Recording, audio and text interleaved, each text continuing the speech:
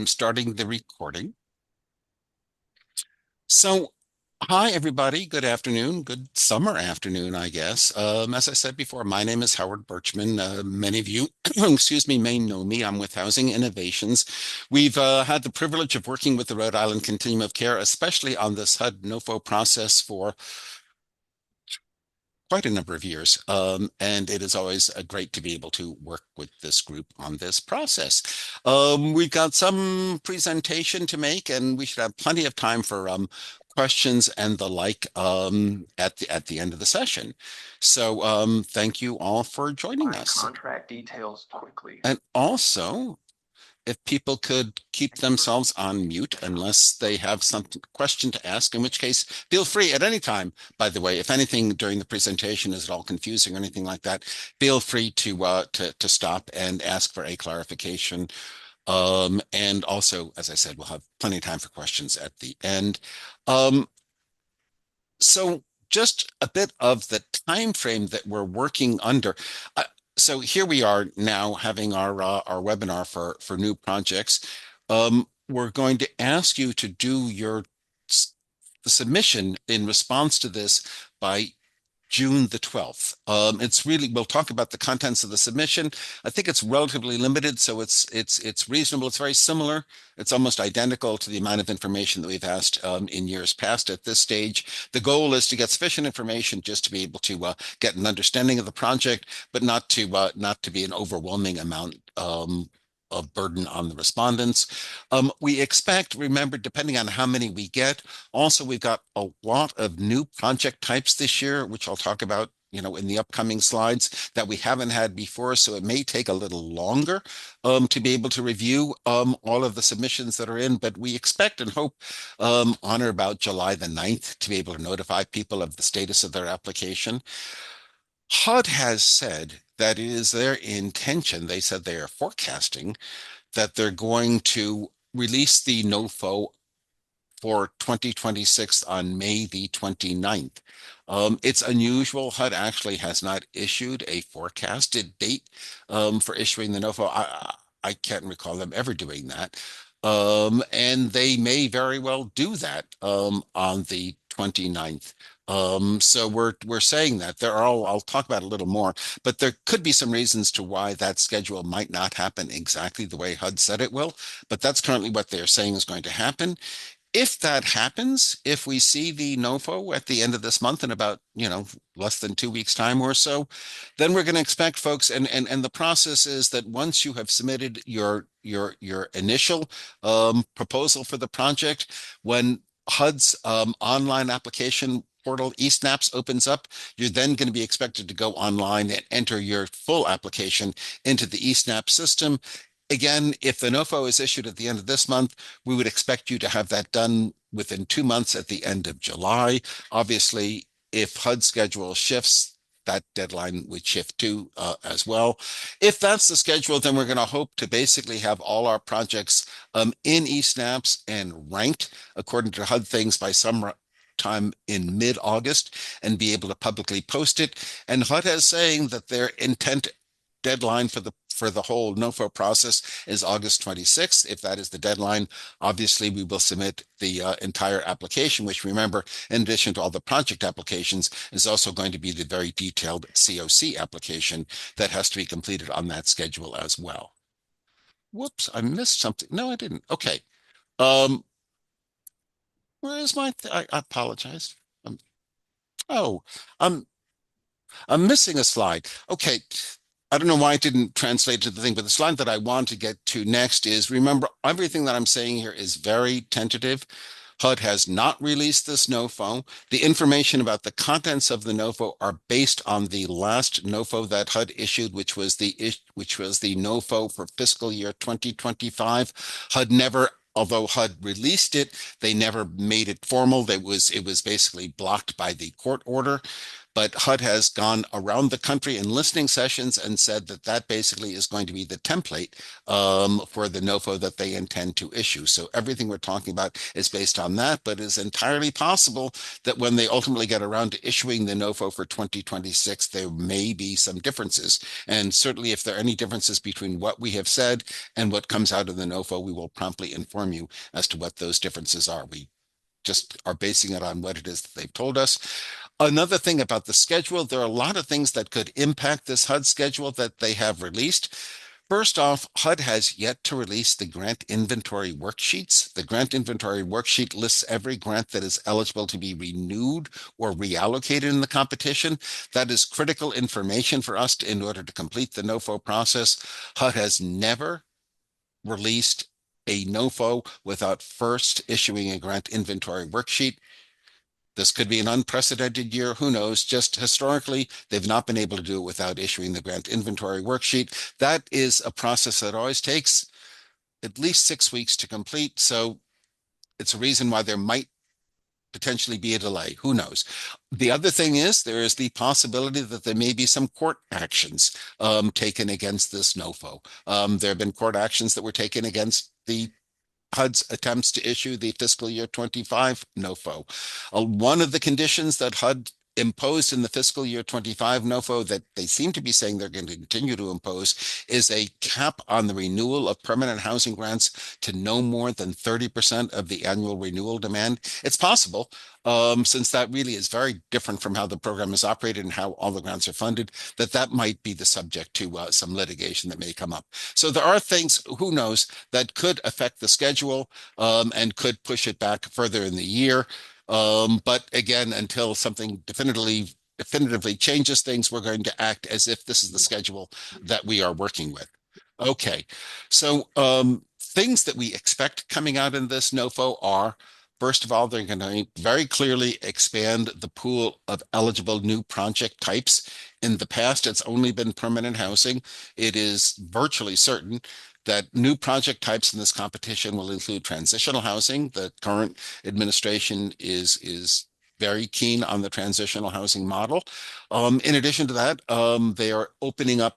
In the past, supportive services only applications were allowed for coordinated entry only, but now they're opening up supportive services only projects for street outreach, basically engaging people who are living unsheltered and getting them connected to services and ideally emergency or more permanent housing.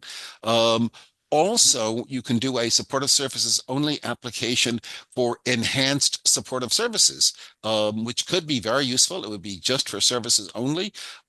As most of you were heard, I mean, basically HUD is imposing or requiring that COCs impose a requirement that participants engage in services.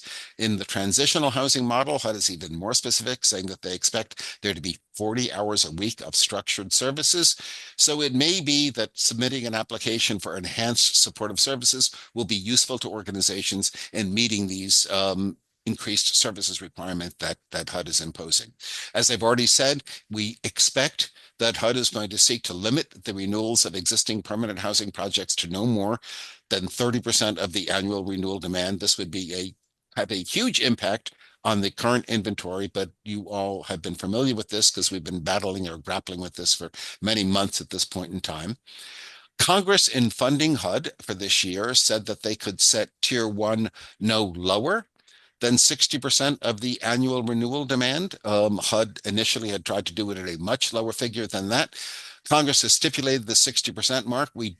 That is probably the level that HUD is going to go with. There'd be a violation of Congress if they went any lower than that. They could make tier one higher, but it's unlikely. They've been emphasizing the fact that they want this to be more competitive this year than it has been in prior competitions. In what sounds completely crazy, I guess, in addition to limiting permanent housing renewals at 30% of annual renewal demands, there is a possibility that HUD is going to have a set aside for new permanent housing at up to 30% of annual renewal amount. So be aware of the fact that we're not going to be able to renew a number of permanent housing projects, but there is a possibility that we're going to be able to apply for new permanent housing projects at the same time.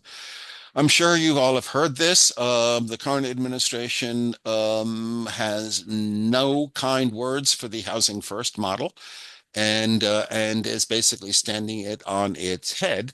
And instead of not requiring folks to participate in services, basically there are all kinds of point structure, sanctions, everything in the NOFO that would strongly encourage all funded agencies, all COC recipients, to require services participation from the folks that are in their programs.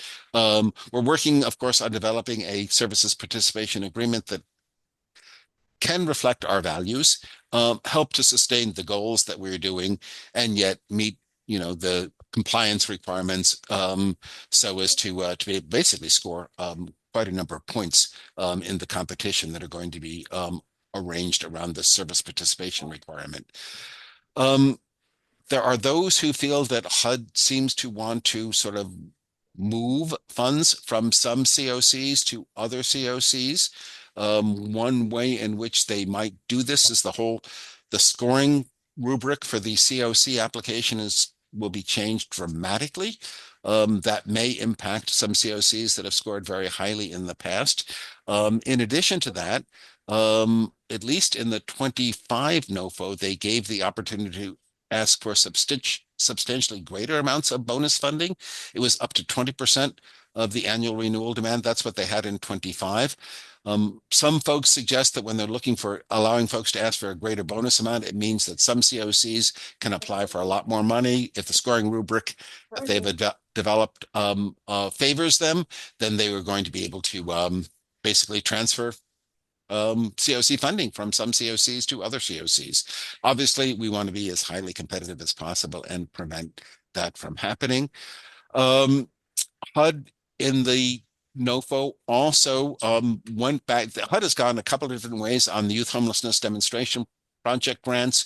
In recent competitions, they were non-competitively renewed, so you didn't have to rank them. There weren't any risk factors about not getting that funding. Now the YHDP funding, along with all the other funding, is competitive and will be ranked. And there is always the possibility, depending on the ranking and our COC score, that some YHDP projects might not get funded in the competition, like any projects might not get funded.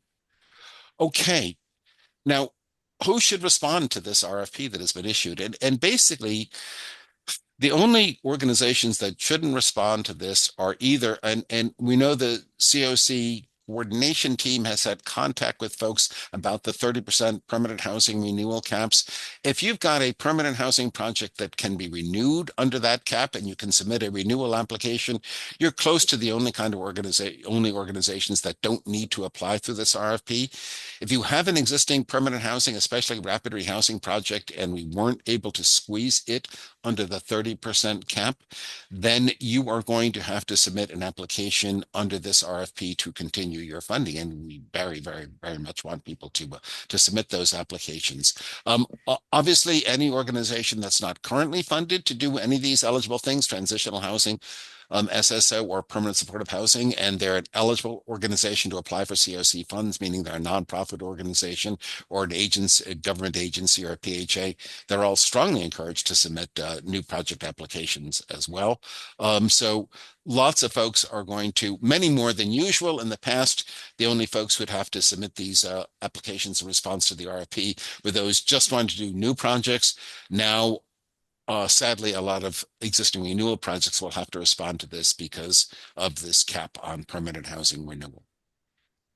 Well, this is the thing they want to say. So this is subject to change. All of this, I've said all this already. And as I said, when the NOFO, maybe it's going to come out.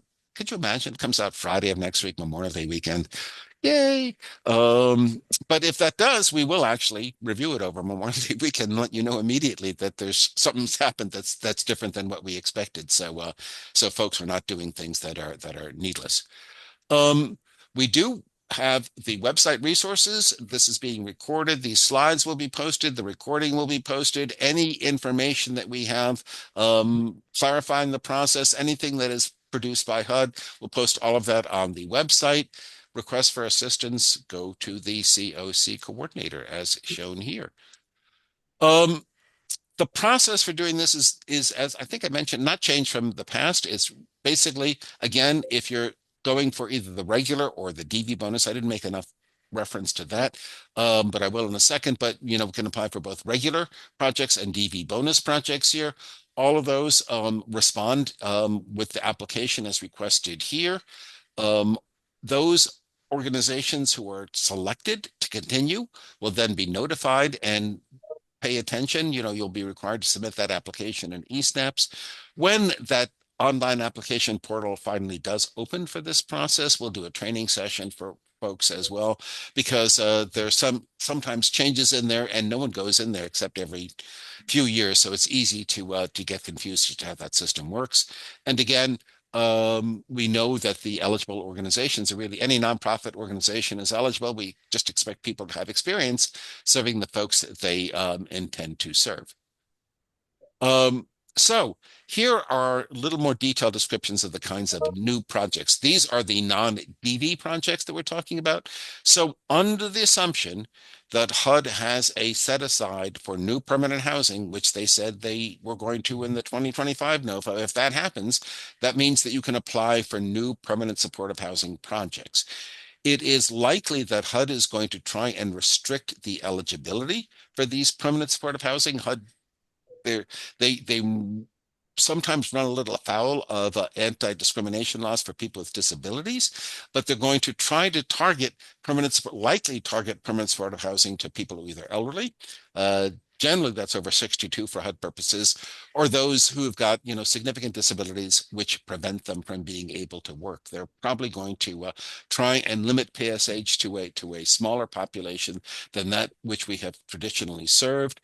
Remember, in the past, permanent supportive housing has really been restricted to serving people who are chronically homeless or those who meet HUD's definition of dedicated plus. HUD pretty recently rescinded notices that basically established orders of priority for permanent supportive housing and HUD programs. HUD just very quietly withdrew all of those. So HUD, it would seem, is not necessarily mandating that permanent supportive housing serve the chronically homeless or the dedicated plus population.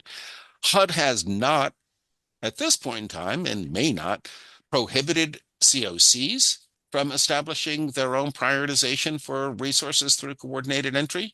The Rhode Island COC will, may come to a decision to change the prioritization, but HUD has not required that.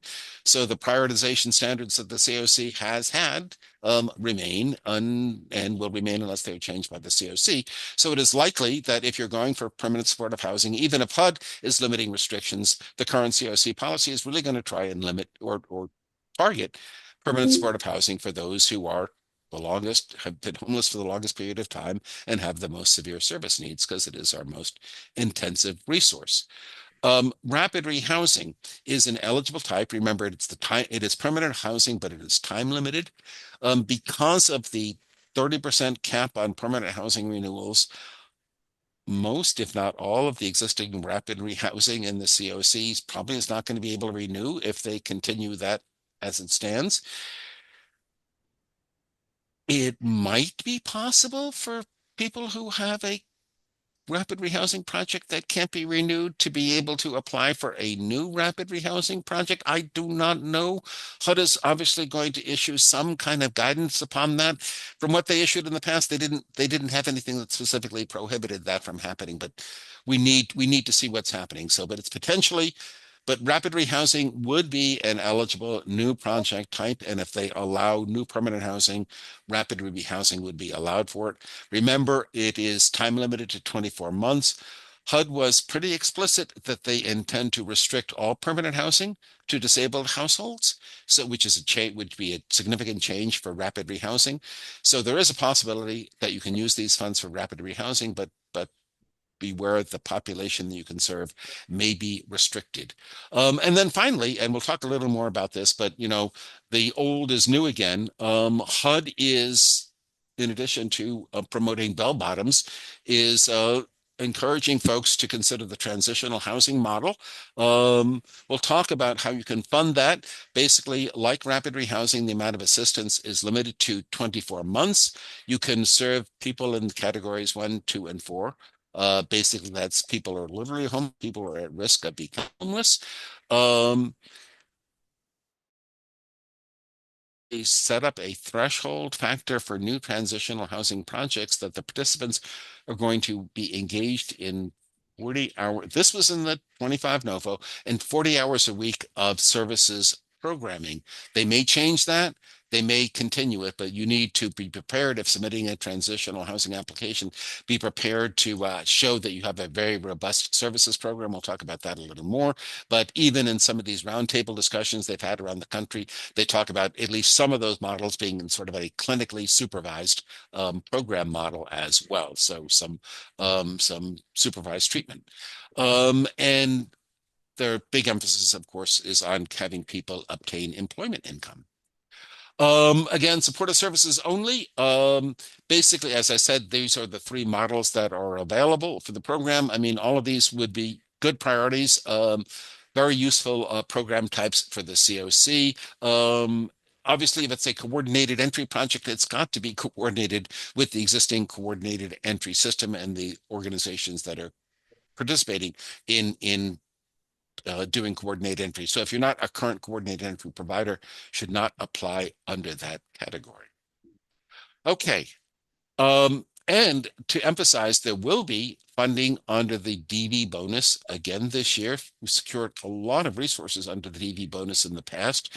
Significant change is the allowable program types are going to be either rapid rehousing or transitional housing. Transitional housing had not been allowable under the DV bonus before, so now it is. Other than the requirement for service participation, which is across the board with all these program types, the other requirements for DV bonus projects are not changed: trauma-informed, victim-centered, and including the involvement of survivors with lived experience. Those are all consistent with the factors that HUD has used in the past. And HUD has made it very clear that if a project is either a current project is funded with DV bonus dollars or a new project is funded with DV bonus dollars, those are restricted. Those dollars can only be used or reallocated to other DV bonus projects. And as I said, we will, the possibility exists for new project applications under the HMIS or the coordinated entry thing, but those are only for designated providers of those services in the COC. Again, this is the process that we used basically by the deadline of June the 12th at 3 o'clock. Submit the application. We'll get a threshold review just to make sure that the project qualifies for funding. We don't want our review team to have to spend time reviewing projects that do not meet the threshold, which we'll talk about what the thresholds are in just a moment. Then if it passes threshold, each one will be scored. Recommendations are then made to the COC board. It's entirely possible, and indeed it's virtually certain, when you submit your application, it'll be for a certain number of units, a certain amount of money. Almost always the end result is some change in that because we're basically working with the specified dollar figure and we've got to make the numbers all add up properly. So request an application amount. Please don't be surprised if part of the feedback you get is, can you submit the application for X dollars, which may be somewhat different from what you applied for. Again, any project that was recommended for funding has to submit their own application in eSNAPs. And basically all projects are going to have to be ranked. The ranking policy is going to have to be adapted some this year because of the much smaller tier one than we've had in the past. And also much smaller tier one and also because we're going to have many more new projects than we have had in the past because of our inability to renew some of those applications. And then, as you all know, the final determination as to which projects get funded are made by HUD based on the application submitted by HUD. So just because you've submitted an application in eSNAPs, it's been ranked by the COC. You're only going to know you get the funds when HUD formally announces who has been funded.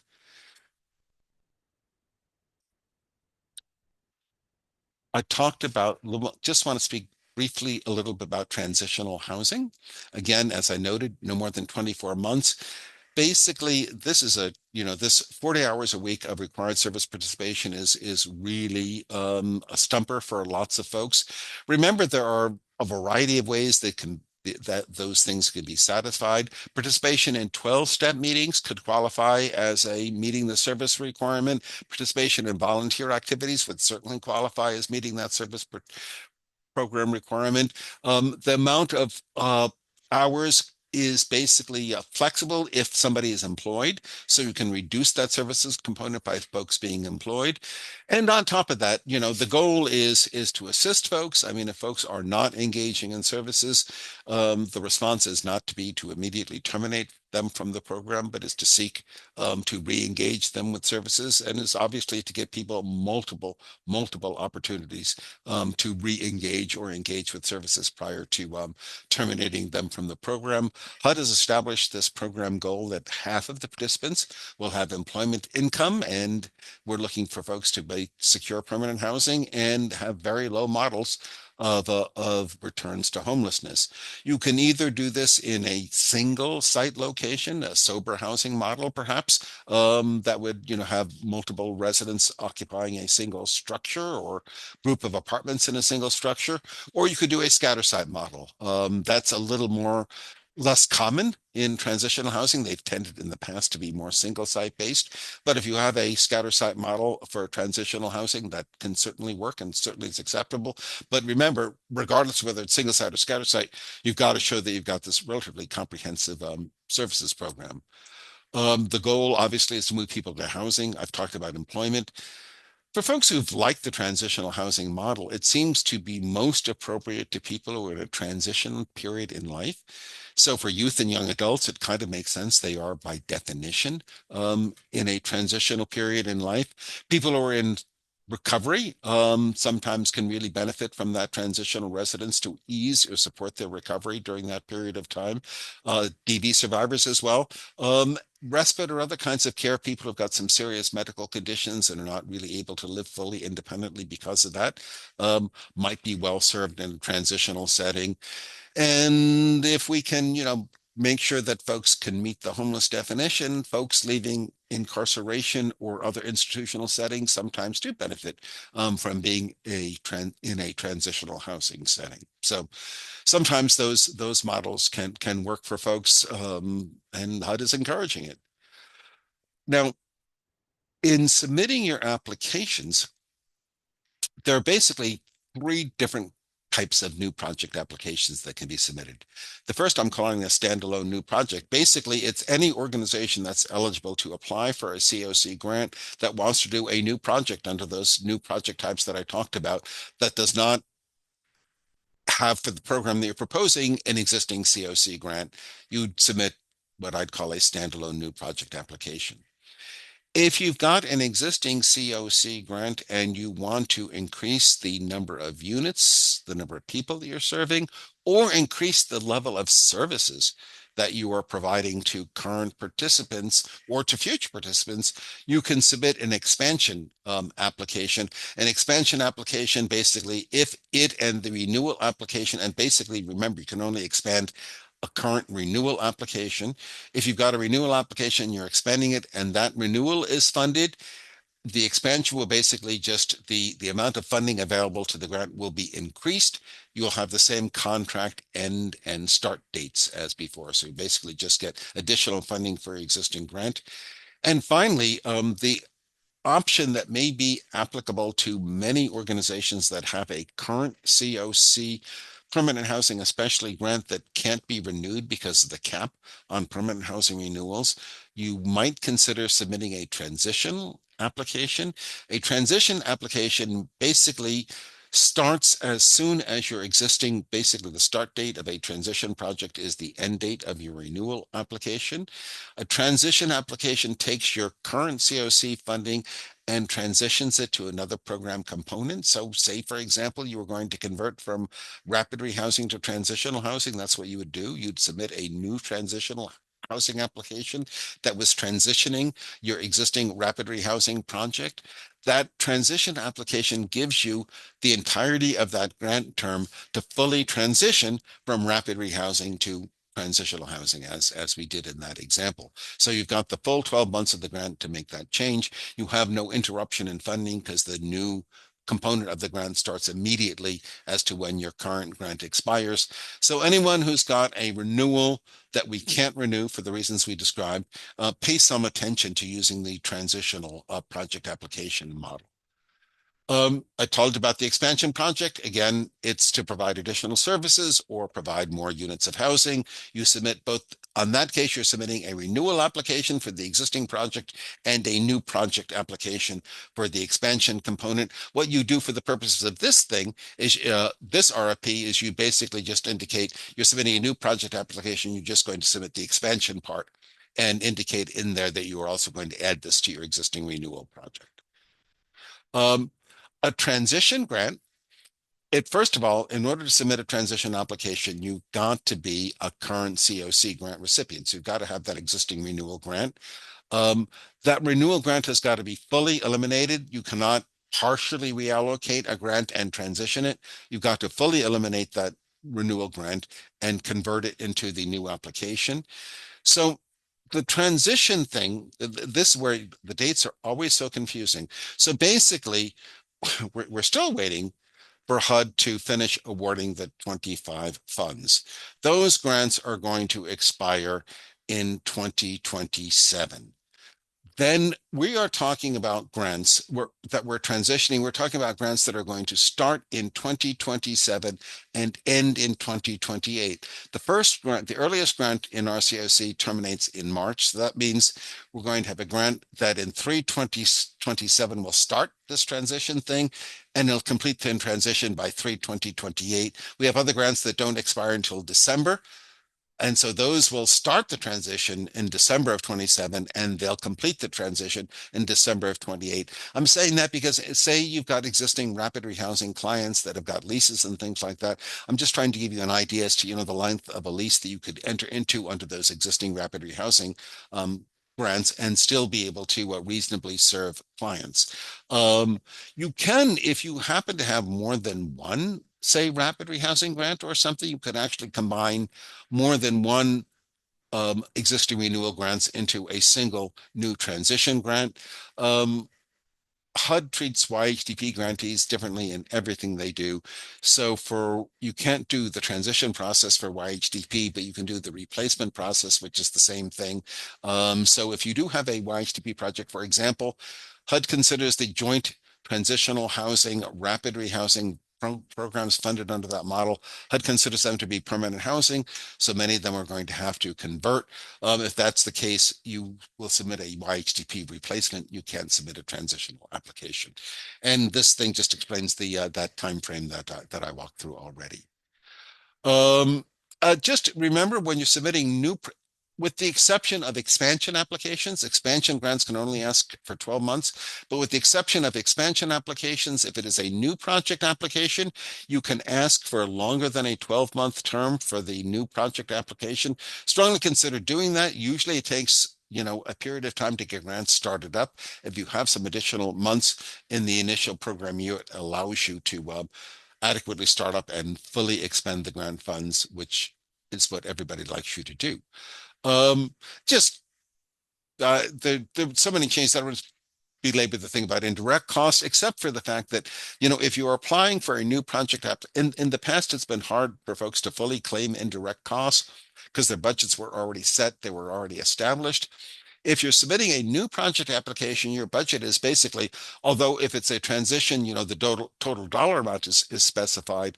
However, how those budget lines are assigned is basically, it's brand new. You put those budget lines wherever you see them, which means that you can budget for indirect costs from the get-go. And if you need them for your organization, it's really helpful to do so.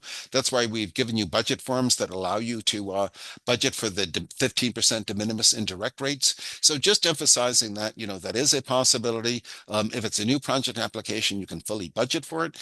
And so consider doing that in this application process. And the rest. These are the standard language about. Remember though, if you're doing a new project application, you say, oh, great. I'm going to claim indirect costs on this. Remember, you're supposed to be consistent on federal awards, so you would be expected to be claiming them on all your existing and all your other federal contracts as well.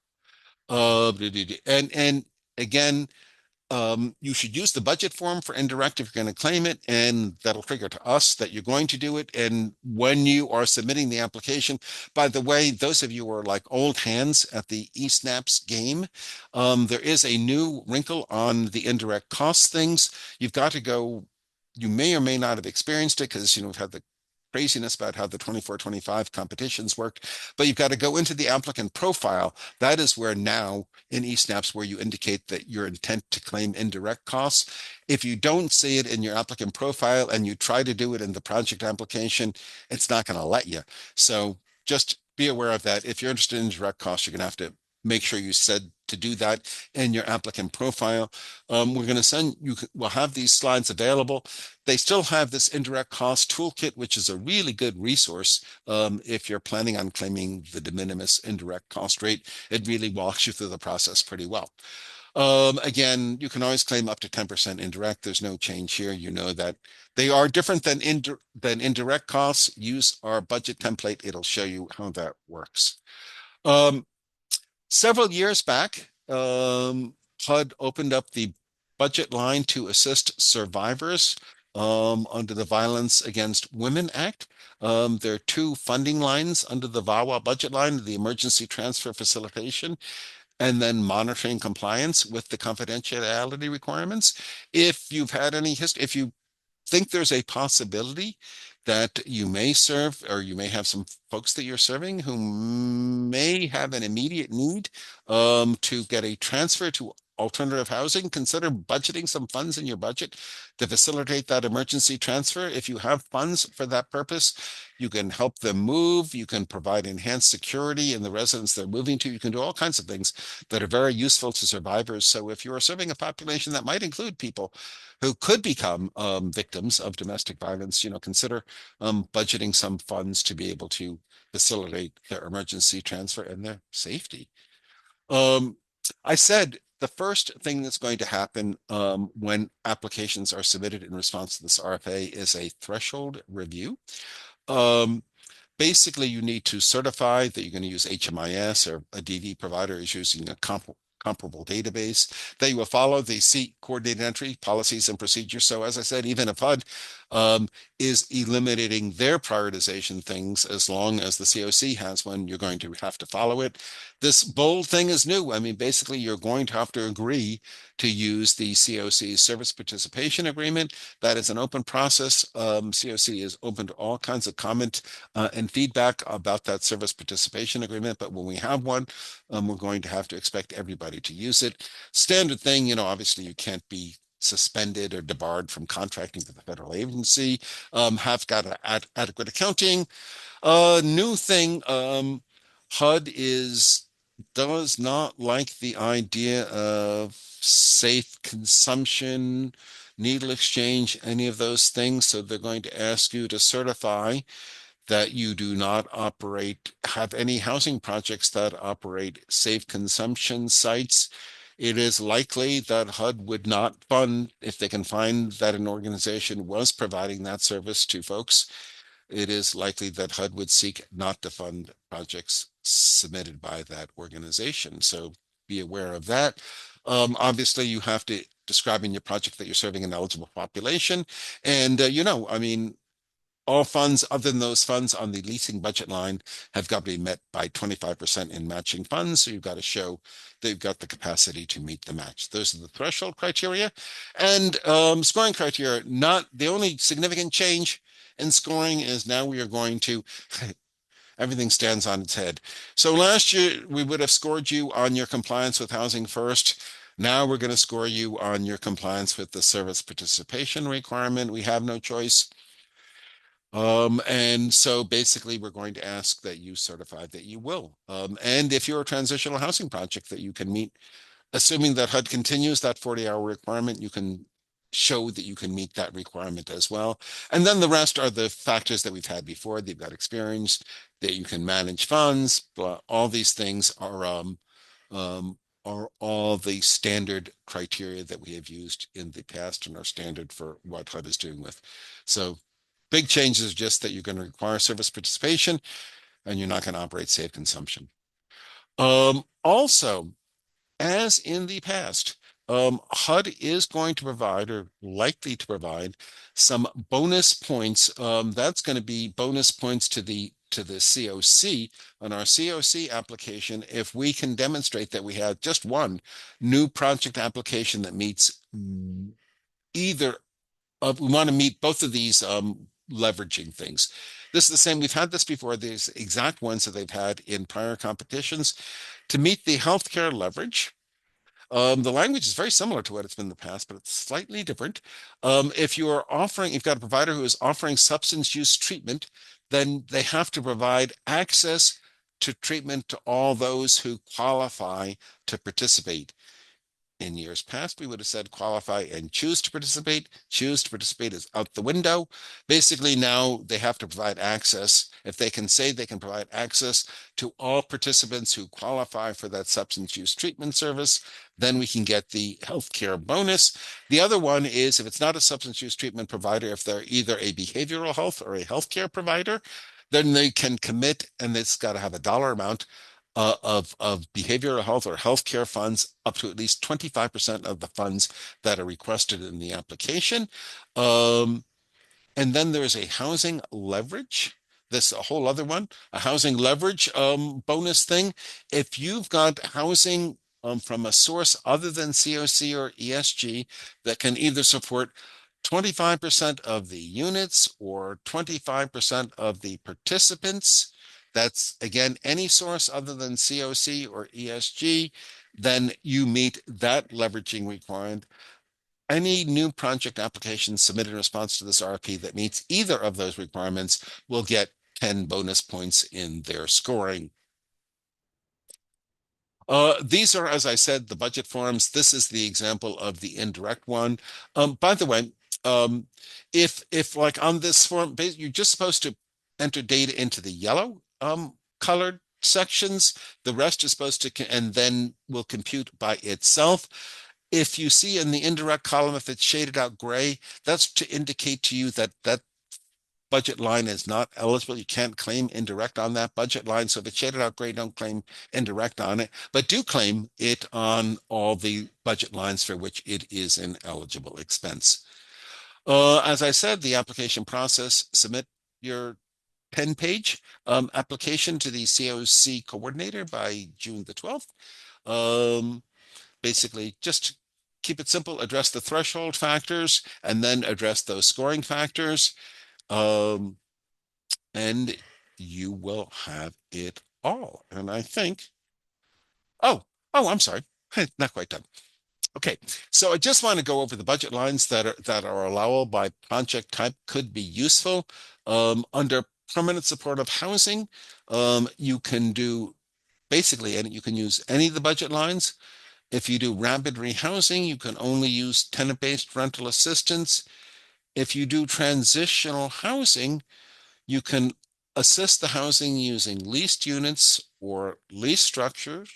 You can also use rental assistance, but this is where there is a wrinkle. If you are a nonprofit organization, you are not allowed to administer rental assistance for transitional housing.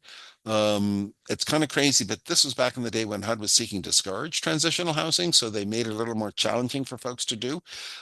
So if you are a nonprofit and you want to do transitional housing, as things now stand, you can only fund it under the leasing or the operating cost budget lines, or you can contract with an entity that's eligible to administer rental assistance, such as a PHA, to administer rental assistance on your behalf, in which case you can apply for rental assistance for that project.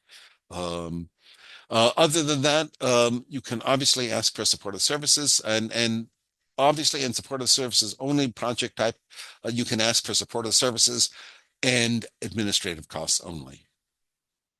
Again, Remember, if you are doing transitional housing and you're using the leasing budget line, HUD does not allow you to exceed the fair market rents when you're using leasing. That's different than rental assistance, where you could go up to rent reasonableness. Under leasing, the maximum HUD can be paid is the lesser of fair market rent or rent reasonableness, so you can never exceed fair market rent when leasing is being used. However, if you aren't going to use leasing, it means you can also ask for funds under the operating cost budget line, which means that if you're using leasing, you can pay 100% of the cost of the lease upfront to the landlord, as long as it's not more than fair market rent. And then you can use your operating cost line to pay for the actual costs of utilities. And if the family has no furniture, you can also pay for them to have some furniture to be able to enjoy their housing as well. And as I've made, be careful if you're a nonprofit, you can't ask to administer rental assistance as things now stand. Ah, okay. Sorry I talked at you all for so long. That's the end of this presentation thing. And we can go into any questions that you may have and that I might have an answer to. I'm going to drink some water.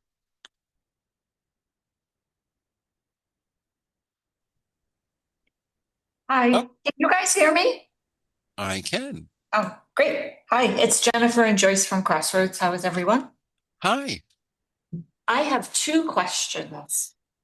So in the RFP, when they're talking about new permanent supportive housing and they're talking about target population, 62 years old, and a series of things, one of them on page 2 says and on page 6 it says or. So I'm curious which we think it will be. Could you tell us what was What after it- the and what was after the or? Sure. So we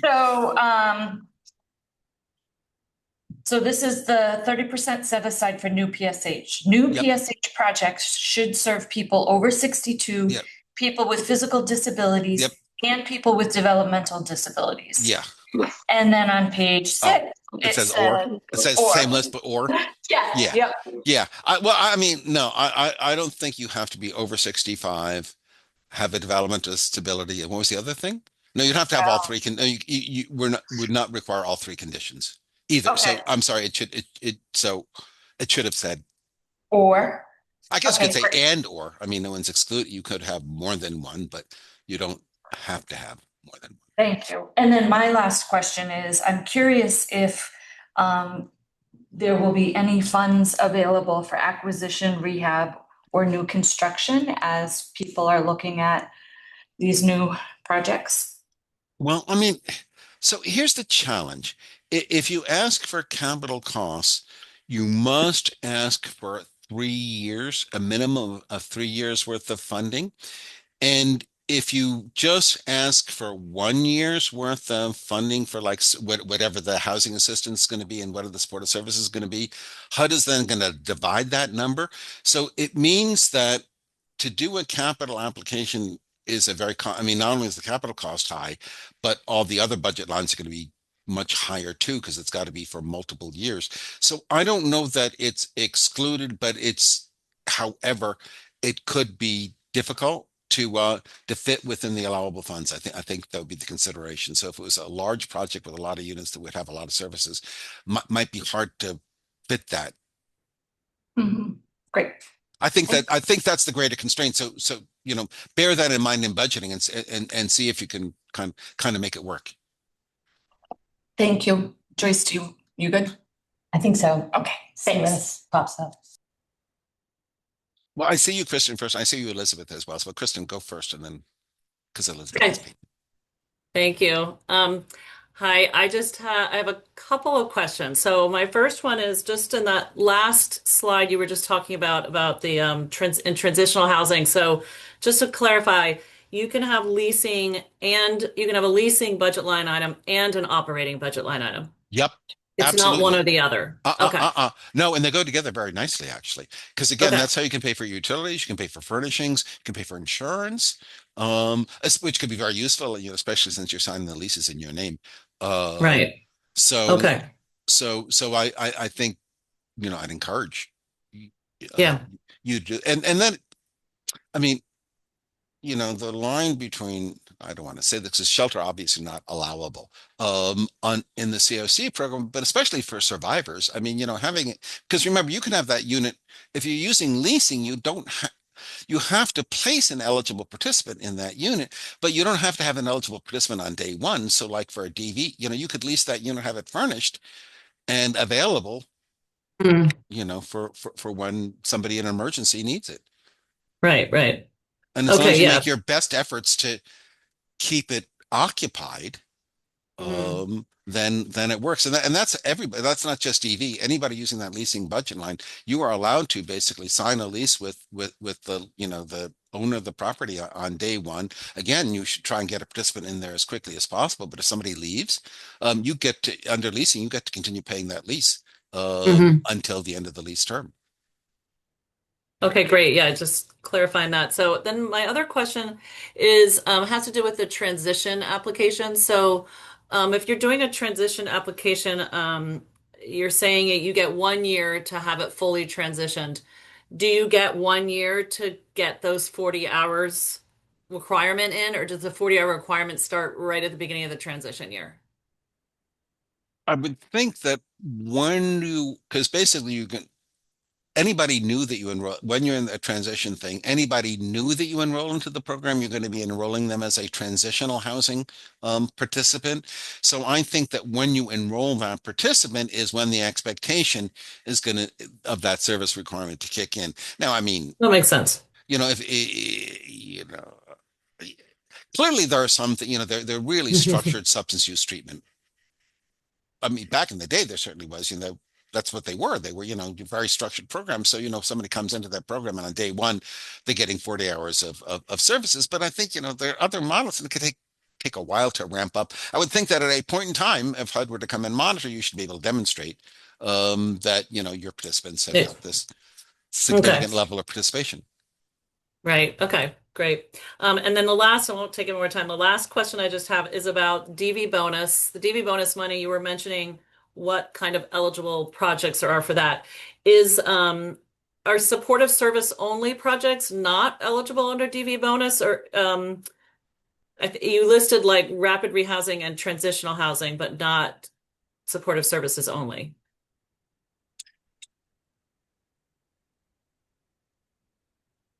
And the answer is it's uncertain. They haven't issued that. If you're are you thinking about a DV bonus that's an SSO project?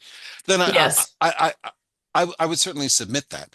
Okay. In when the NOFO comes out, we'll know for sure whether we can include it under the DV. If not, potentially we just be Mhm. an SSO project using COC dollars. So I develop it and submit it and we'll see. And I will also go back and scour the 25 one to see if there was any more clarity on that one, Kristen. Okay, and along the same lines, what about a joint rapid rehousing, transitional housing? Would that be eligible? No. For what No. they Okay. got, it's like for whatever reason that they Completely get rid banned of that. it's you can renew it if you've got an existing one, but they will not allow any new ones. Okay. Has to be one or the other. Okay. Yeah, Okay, go thank figure. you. That's it for now. Thank you, Elizabeth, and then I'll get to you, Charlie. I see you. Thanks. Um, we are a PSH project that has been chosen for renewal, but with a partial reallocation to hit that 30% cap. So I want to just confirm that we're eligible to expand a partially reallocated PSH project, if that makes sense. Since we know we're looking at it, or we think we're looking at a partial reallocation of our renewal, can we put in an expansion application for new PSH to serve seniors is what we're thinking about. or do we need to keep it as a separate application for a new project? Well, I think you can definitely, at least for these purposes, submit it as the expansion project. It's entire, Yeah, if HUD doesn't address it, we'll submit an AAQ in um, on that very question. I mean, I think, you know, since there was always this kind of strange thing about that limiting permanent, but allow it, but setting aside new permanent, we figured there's got to be more guidance coming to them as to, what you can do like that. So I would submit it as an expansion. And, I'm certain, as close to certain as I can be, that when they finally release this stuff and they give us some guidance, we'll know whether we can actually submit it in eSnaps that way, or we have to submit it as a separate application. Okay. And my second question then is related and a little bit more strategic. So I hear you. And I think probably the answer is submitted as we would do either or, now. So that's good to know. But strategically, I'm thinking about if it would be helpful to do it as a separate standalone new project. Because I'm wondering if we have a number of seniors in our current PSH that's projected to be 30% reduced in funding, would it be eligible to PSH transfer seniors from our existing grant into our new grant that serves seniors if we're selected for funding in 2027? Yeah, historically that kind of, they've allowed lateral transfers from PSH to PSH. Right. Often the argument had been sort of the one that you're making here, which is obviously it's going to be it's going to have services appropriate for an aging population and allow folks to age in place there. So it makes sense for folks to be able to move there. So I would think, yeah, I wouldn't see an issue there. Okay. And for the purposes of what I'm submitting to you all now, just making it clear in my proposal that I'd be open to either an Yep. expansion or a standalone new project, depending on. Exactly. I mean, often with expansion, it could be that, it couldn't stand alone. It's just for X number of services or adding 4 units, and, the 4 unit is not a project that's survived. But if the project you're talking about, which could be, substantial enough that if it had to be separately funded, and then Yeah, we hope so. then in theory we could consolidate it in the next competition anyway. So Right. it doesn't mean you're going to be But unless it gets, who knows. Well, we still have a exactly. 30% cap, but I'm not going to worry about that till Yes. next year. Okay. People have raised that issue of, because are they Yeah. going to have the servers and cap? Then we apply for new PH, and who knows? Okay. I think that we will be eligible, however, under those circumstances, to apply under the compensation fund that they just established. So anybody who's basically been forced to respond to NOFOs unjustly should, in my opinion, Good one. should title many billions in compensation, and we will be working together on Okay. That was it for me for questions. Thank you. That's really helpful. Thank you. Charlie, thank you for waiting. Hey, okay, so I have like a few questions that are maybe somewhat related, but they're, different. So one is it true, like one of the things that makes a SSO is that it cannot be dedicated just to a population that's in a certain building? Like you have to show that it. Yeah, because otherwise then it becomes a permanent housing project, basically. Yep. So you want to serve a larger population. But there's no percent, like if you were to say, take out one of those grants for serving 100 people, it's not like 50% have to be from another property. Yeah. It's just. I think you want to be careful. You don't want to write a narrative that says this is going to provide supportive services to residents of 100 Brown Street. But rather just talk about the services that are going to be offered and how those services really relate to those other big HUD goals of employment, stopping returns to homelessness. Okay. All right. And then along those lines, if for a services only grant, does the DV emergency transfer money count, or is that only for permanent housing? Or any of the stuff that would be in the event that you might be serving DV, but you don't know, should you ask for some of that even within a services only, or is that only applicable to permanent?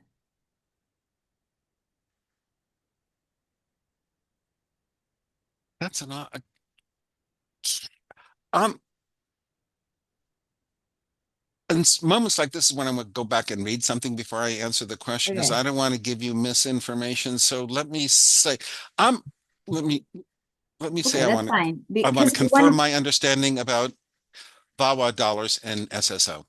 because the other, I guess, follow-up to that is I Uh-huh. also remember you saying that if it is a DV contract, and maybe this is only for permanent, but let's say it isn't, it only can go to DV. So I'm just wondering, once you say that's an identified potential use, then you're forever restricted, for that portion of the grant to serve that population. It can't be sort of reallocated within the grant at all. Oh, no, no, no. I think it can. I Okay. think it can. I mean, because basically they allow you to do that sort of as internal adjustment for any existing COC grant. I mean, I want to check that you do for SSOs, Okay. but they allowed you to open. It's a separate budget line. They allow you to open it up. But I mean, yay. I mean, it's not good for, if none of the people you're serving, were in imminent danger. Yay. Well, what I'm Um, imagining is if we did an SSO that went across multiple properties and mhm. one property might be serving Yeah. DV, and this is how they would be delivered services, it would just be a percent of the total. And so we would Hmm. want to identify some Hmm. uses that were specific there potentially, Hmm. Hmm. but maybe, who knows who's going to actually sort of participate. And so, you'd want the option, but not be Yep. locked in too narrow. Okay. And then one other question, and this seems so dumb, but you said like the 30% set aside for new PSH. That's Or not, permanent. or that's, yeah, for permanent. That's not 30% within the same 30%, right? That's No, another of 30% the ARD, yeah, it's 30% of the whatever of our annual, the total annual renewal demand on top of the 30% permanent housing we're allowed to to. renew. Yes. Okay. I just want to make sure it wasn't Yep. like the Yeah. same 30. Okay. So Got it. so that means it could add up to 60% Okay. That's being it. permanent Thank you. housing in the inventory. I appreciate it. Yeah. And if you get back to me about the other, that'd be Yeah, great. yeah, yeah. Now I want to. Okay. Thanks. Jennifer. I'm actually all set. Thank you. I put my Great. hand on. Thanks. Oh, well, what do I know? So, Kristen, is that you again then? Or Yeah, sorry. no, no, no, no. Look, I blew it the last time. I just was wondering, do you think that there'll be any exemptions from the 40-hour a week requirement? I mean, I know that like DHS is implementing this work requirement, but there are some like exemptions for certain things. Do you think that that will be the case here? Well, for disability, provided, of course, that the sole disability is not substance use disorder, in which case Hmm. they ain't gonna have much leeway. But I think for disability, obviously, if folks have got some employment going on, or I volunteer activity, I um, mean, I wonder like if they have children under a certain age or something like that. Yeah. Okay. Just we'll wait and see. And then then also I my guess we structure the services around, I don't know, parent, child, I don't know, something yeah. that caregiving is really the service. So. Yeah. And then I also just wanted to ask about the RFP and the application. It says when you're talking about the threshold or the scoring criteria, it asks about what your plan is, how you demonstrate a plan for the 40-hour a week requirement. What kind of a plan, like, are you just talking like narratively speaking a plan, or are you looking for like curriculum? Like how detailed of a plan do we need to provide for the 40 hours a week? Um, I guess I'd say enough so that, we can be fairly satisfied that when the application is submitted to HUD, HUD buys this as meeting their requirements. So it, has enough detail to feel real. I don't know that you have to necessarily provide, Monday through Sunday, what the daily activities are going to be, but, it's that the structure are going to consist of, um, peer, there's going to be Hmm. some case management work, some peer support, some self-help. Um, maybe, Okay. you know, some community college. Okay, great. Thank you. Charlie. Okay, one more, and I'm outside. Uh-huh. So you may hear birds, Oh, I but hope so. if we were doing services only, and let's just say in theory, we also were the owner of the properties in which the services will be provided, multiple properties, across the portfolio.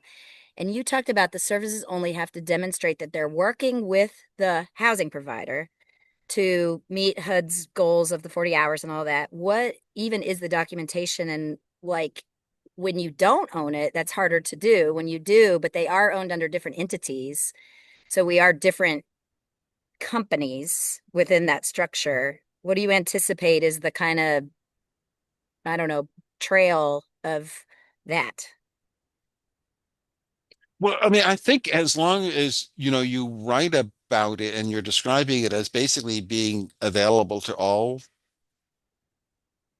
eligible participants in the COC, do you know, I see what you is, mean. is It's it, not is like it, we're saying it's for these 5 properties. We're saying we're doing it across the COC. We happen to have, we don't even have to address the fact that we have eligible people in our own portfolio, but it's got to be open to anybody. And then, yeah. But even what is the documentation if you're the provider but not technically the owner that says, "Hey, I'm working with the provider." so Charlie, what are we documenting now? Well, I thought you said that the SSO only had to show that they were working with providers to meet the goal of the participants doing the 40-hour a week and all those other requirements. How do you show that you're working with the provider? Like, what's the evidence that, the number of contact or type of contact, or is it just success based? Like, yes, the people we're working with are doing the 40 hours a week. And now a couple of things. First of all, remember the 40 hours is for transitional housing. So the Oh, yeah. the structure we're talking about are permanent, right? So you don't necessarily have to hit the 40-hour thing. I mean, that they are, I mean, again, let's say it was you're doing, I mean, sort of what Elizabeth described is targeting some services to older residents, to allow your older residents to be able to, any older resident for that matter, to be able to age in place in their unit on an extremely limited income, something like that. I mean, I think that's basically, I think I do it from the work from the services backward, identify, what it is that you are offering, what the goal is, and how that becomes applicable, obviously to your residents, but potentially to other COC Okay. participants. Does that make sense? I think it does. I think I was confused, but that makes more sense. Yeah, I got it. I think. Okay. Okay. Thanks.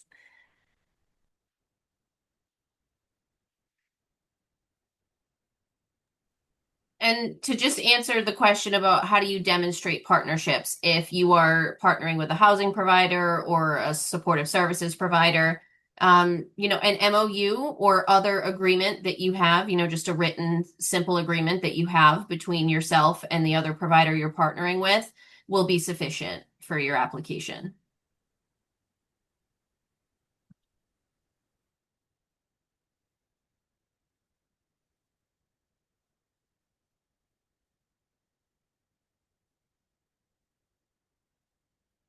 Are there more questions? Does anyone else have questions or ideas you want to Can I jump just, in? yeah, I mean, maybe this is just a general observation, but is it fair to say that our supportive services line items are going to be higher than in the past, given the 40-hour a week requirement and the staffing that's going to require? I mean, just in Yeah. general. Yeah. Yeah. Yeah. In fact, assuming they keep the same point structure that they for scoring the COC part of the application, there really were points for having substantial amount of the COC. I think it was 30% of the funds that we request from the of COC funds being for services. So, uh, what, Okay. it's, Mhm.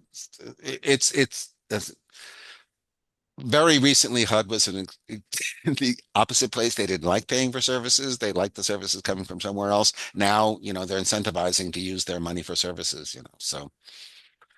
So Yeah, and yes, I this think this cycle, yes. yeah, and part of our discussions have been, I mean, I think it's been, and I've been told this, I don't know if I've actually ever seen it written anywhere, but generally it's like one FTE for every 15 clients is kind of a standard. But like with these new requirements, the 40-hour week requirements, it feels like there's going to be so much more case management involved that, that would be a lower amount per Well, FTE. I don't know. well, yeah, I mean, 1 to 15 was like a case management ratio too. That's nothing about employment. That's nothing about whatever, Right. whatever behavioral, whatever other needs are being addressed through that services program. Because I mean, this case management is great, but nobody wants 40 hours a case manager a week.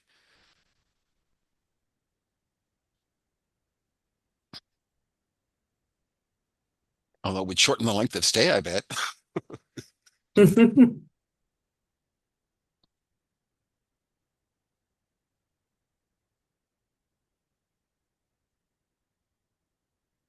Does anyone else look like they're getting a thunderstorm? Now I'm west of you, so I may. Well, you might. It's getting very thundery looking out there.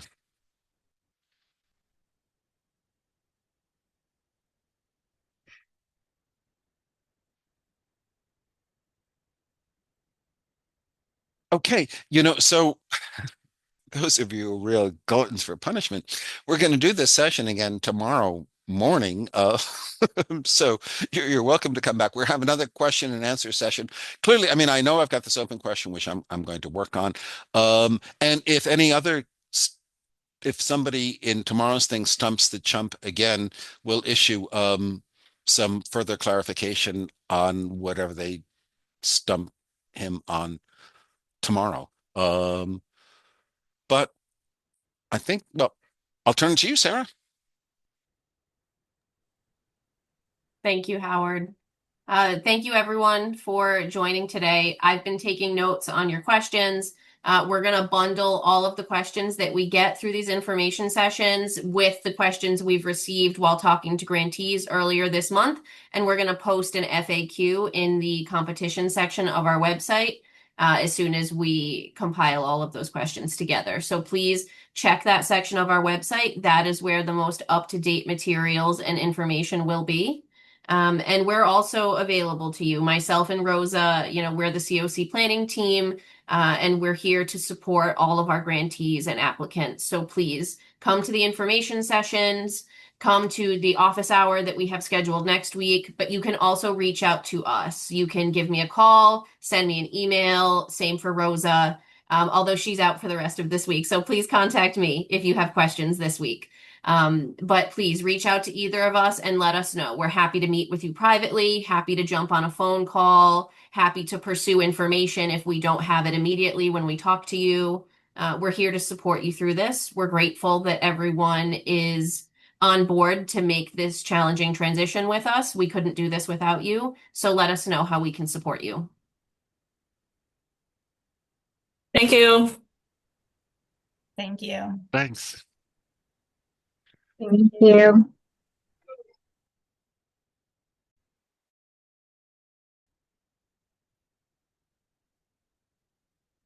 I'd feel very differently if there was a NOFO Victims Compensation Fund. I just want to say that.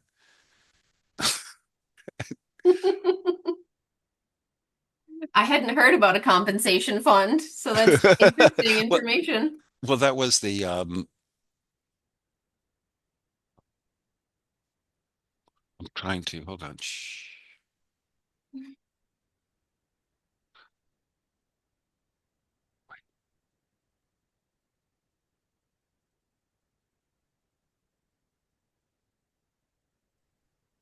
Okay, sorry. I No think people problem. fell asleep. Maybe, or walked away from their computer. So I removed them. Perfect. Do you want to I think stop it's the recording? too. Oh, Yeah. hold on. I will in a second.